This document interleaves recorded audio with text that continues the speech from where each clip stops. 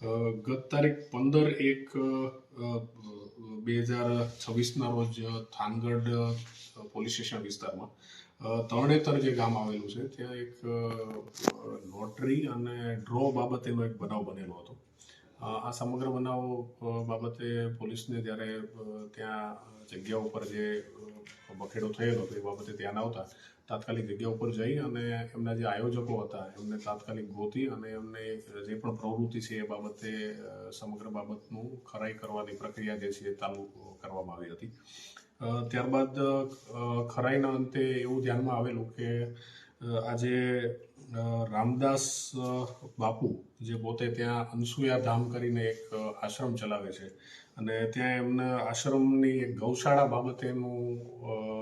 જે છે એ ફંડિંગ ભેગું કરવા માટે થઈ અને ત્યાં ડેવલપમેન્ટ કરવા માટે થઈ અને પોતે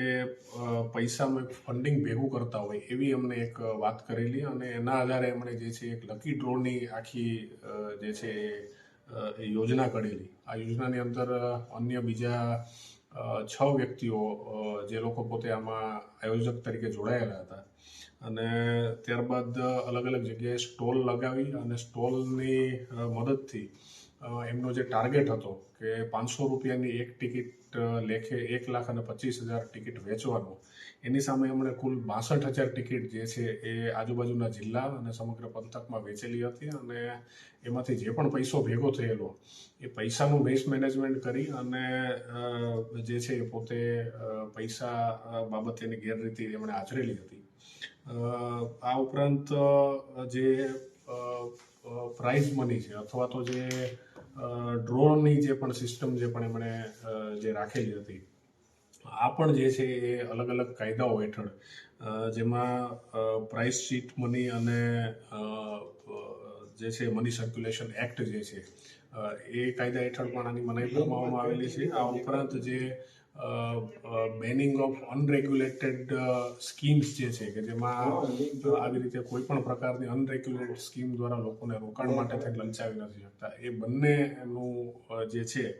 એ ભંગ કરી અને લોકો સાથે છેતરપિંડી આચરેલી હતી. જેના આધારે થાનગઢ પોલીસ સ્ટેશનમાં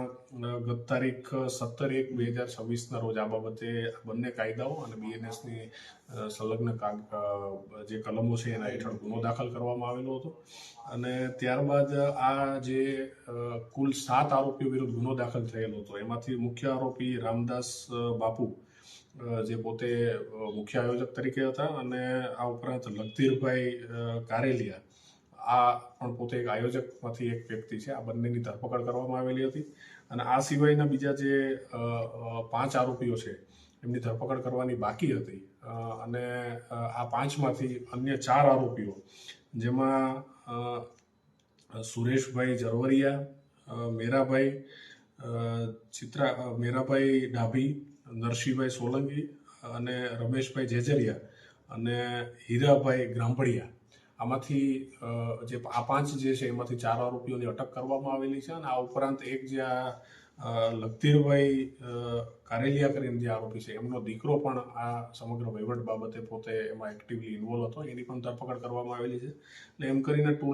કુલ ફરિયાદના 7 અને અન્ય એક પાછળથી ખુલેલ 8 આરોપીમાંથી અત્યારની હાલની સ્થિતિએ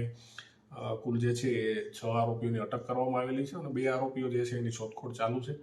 જેમની પણ અટક કરી અને વહેલી તકે અન્ય જે બીજા 2 આરોપીઓ છે એમની સામે કાયદેસરની કાર્યવાહી કરવામાં આવશે અને હાલની આ જે તપાસ છે એ સમગ્ર તપાસ જે છે થાનગઢ PI ચલાવી રહ્યા છે.